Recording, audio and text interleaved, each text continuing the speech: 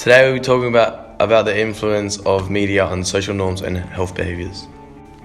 Our media type we will be discussing is an article on a 12-year-old girl who gives birth and the father is her 14-year-old stepbrother. Because of the information that is developed in the article, we think the target audience is parents, schools and the younger generation.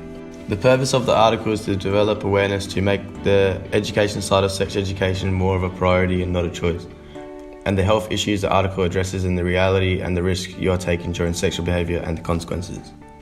Our article emphasises the importance and relevance of sexual health being taught to students from the age of 11 all the way through to 18. It is taught in school, however it is not a priority, nor do all teachers understand the urgency. It also challenges the social norm of children being too innocent and immature to engage in sexual activity. The current generation of children have an understanding of what sexual behaviour is but are lacking awareness of the risks involved. This is due to society manipulating and encouraging them to believe this behaviour is normal and acceptable for young teens to engage themselves in. This then displays how our social norms are regressing. We know that it's promoting the importance of educating students at a younger age because it creates a feeling of worry for the teachers and parents, making them more inclined to teach sex education. The social norm of teenagers understanding sexual behaviour and believing it was normal to involve themselves in this behaviour whilst also not being fully aware of the extent and risks they could be taking.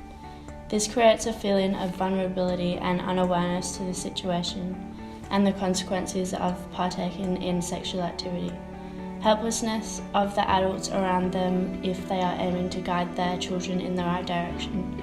However, we are led to feel empathy for those children whose parents are neglecting and disinterested in their behaviour, and the children who lack support system and healthy role models within their lives.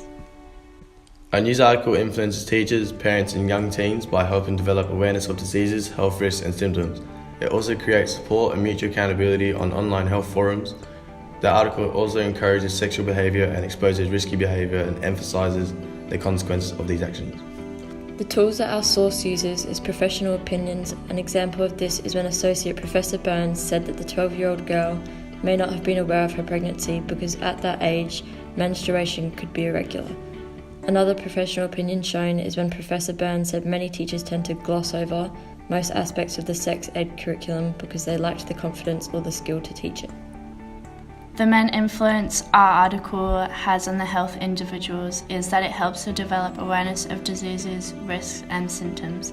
This would have affected the girl by making her more aware of the consequences of her actions and showing her the physical and emotional effects of pregnancy. It also prevents her from taking full advantage of her education and social life due to her having a child and having to grow up and mature so quickly. She might have had a different idea of how her path would have gone prior to becoming pregnant. Through developing awareness of the risks, diseases and symptoms of engaging in sexual activity, it makes schools and parents more inclined to educate their students and children on the full curriculum at a young age. To make the conversation and studies of sex education more of a priority, it also gives all parties the knowledge, confidence and ability to teach the subject.